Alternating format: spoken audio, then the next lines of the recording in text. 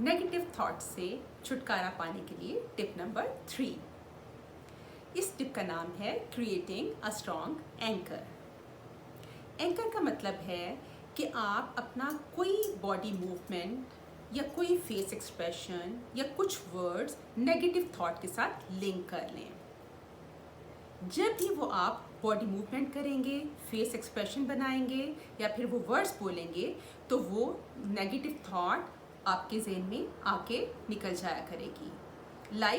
आप इस तरह से अपनी बाजू पकड़ सकते हैं, या इस तरह से अपने हाथ पकड़ें, या इस तरह से अपने अपने फोरहेड पे हाथ रखें, या फिर कोई फेस एक्सप्रेशन बनाएं ऐसे करके कुछ भी, या फिर आप कुछ वर्ड्स इसके नेगेटिव थॉट के साथ लिंक कर लें, जैसे फॉरगेट इट, या फिर छोड़ो परे, या फिर अस्तगफिरुल्लाह।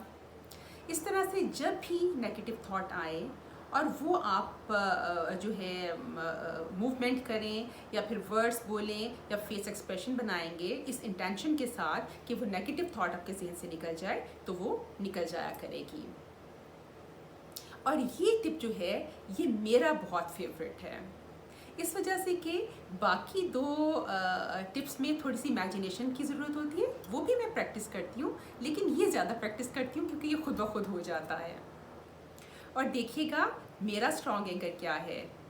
जब मेरे जहन में नेगेटिव थॉट आती है तो मैं क्या करती हूँ, थॉट आई दफा करो।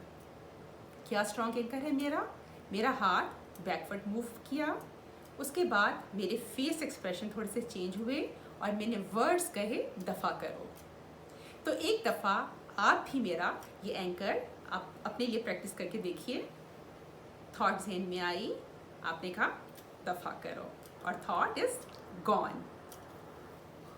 आप इस एंकर को भी, इस क्रिएटिंग एन एंकर टिप को भी अप्लाई कीजिएगा और विद इन 2-3 वीक्स आपका ये एंकर जो है बहुत स्ट्रॉन्ग एंकर बन जाता है and it is very much effective.